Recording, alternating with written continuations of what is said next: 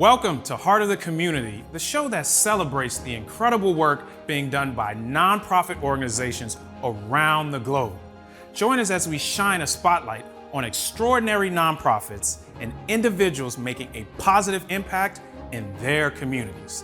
Each episode explores the inspiring stories, dedicated individuals, and life-changing initiatives that are transforming lives and creating a better world. And now you too can get involved.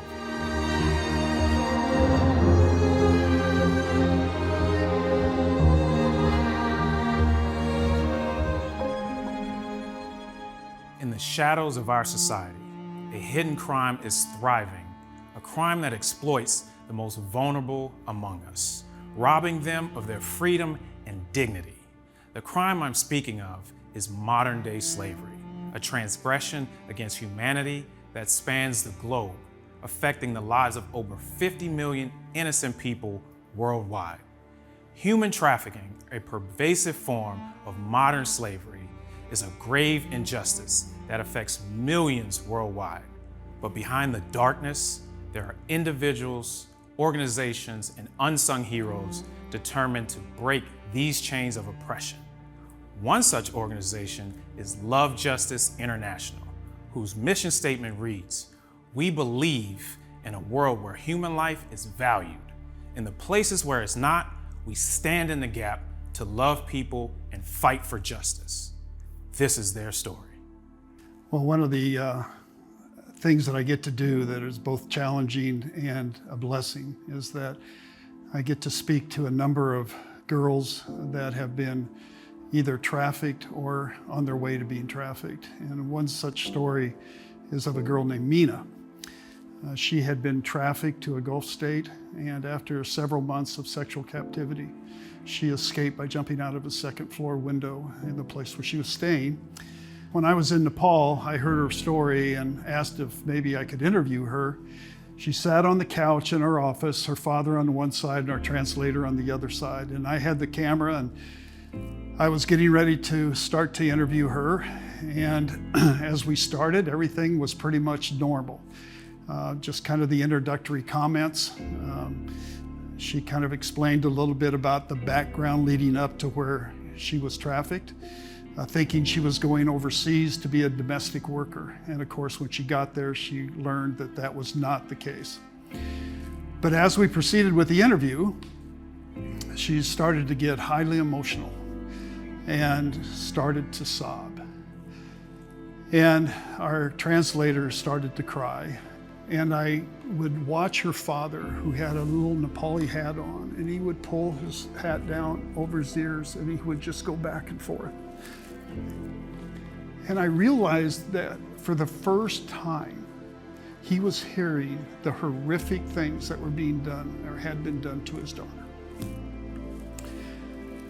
And at that moment, I realized this is what I wanted to do with my life. This is the exact thing that we prevent. Our desire is to prevent any girl from ever having to endure. So that's why I do what I do, and that's why Love Justice does what they do. It's a preventative intervention organization to stop trafficking. Today I have the privilege to sit down with the global ambassador of Love Justice International. Doug and his team are on the front lines to actually combat what takes place with human trafficking. Doug, thank you for your time today and all the work that you do. It's a blessing to be here, and we love the work that we get to do, and it's difficult, but still there's a lot of joy in it because of the results. Right.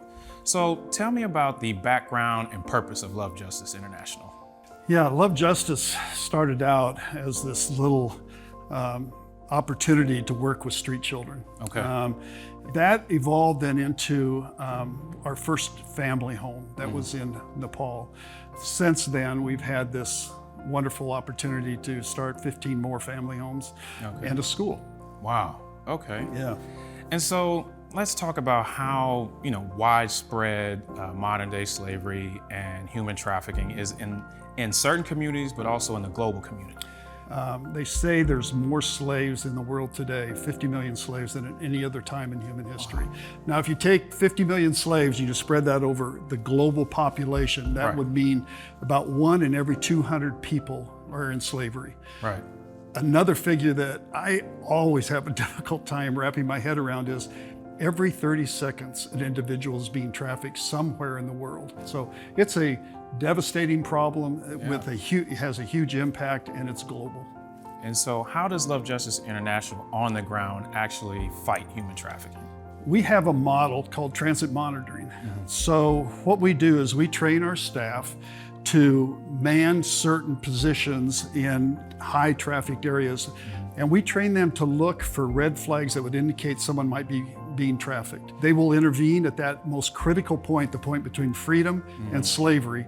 They'll turn the girls over to us for their safety and further questioning, and then we'll take the girls to a safe house for their protection. And so how does human trafficking impact the actual families and also the person being trafficked? Well, I think one of the things people need to understand is that trafficking exists because poverty exists. And because people are so desperate to get out of poverty and to break the cycle of poverty that they're willing to risk just about anything in order for that to happen. All that to say is that that creates just a huge loss, not only for the child, but for the family and for the community. You can hear it, you can see in your passion the work and how impactful it is, right?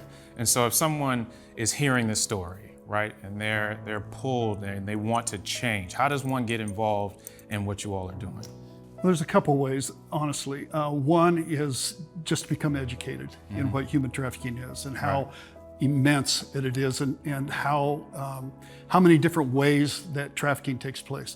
We have a giving community called Project Beautiful, where people can sign up on our website and give a certain amount every month. And it takes just $300 to prevent a girl from being trafficked every year. I have a nonprofit as well, and we talked about how we didn't understand what human trafficking was until we actually had 2 kids in our program, and just to understand what took place and how do we help them after. So it's amazing the work that you're doing. Really, thank you for everything. One of the things that has really been important to me, there's a quote that I use quite a bit when I speak around the country. And the quote is, all it takes for evil to flourish is that good men and women do nothing. So we want to invite men and women everywhere to come in and to assist us in this fight against human trafficking. This problem, this epidemic is so large. And so one organization isn't going to be able to do it by itself, and also just a small group of people, right? It's going to take so many people willing to fight, willing to talk about it, willing to help and assist. And so we just thank you for your work. It's amazing what you all are doing. Thanks for inviting me, and thank you for the opportunity to share it. We hope that by shining a light on this issue, we have sparked a fire within you. A fire that compels you to stand against injustice and be a part of the solution. Remember, combating human trafficking requires our unwavering commitment, from challenging inequalities to supporting survivor-centered initiatives. Together, we can rewrite the narrative and create a world where every person can live free from the chains of exploitation. Get involved today. Go to lovejustice.in and join the fight.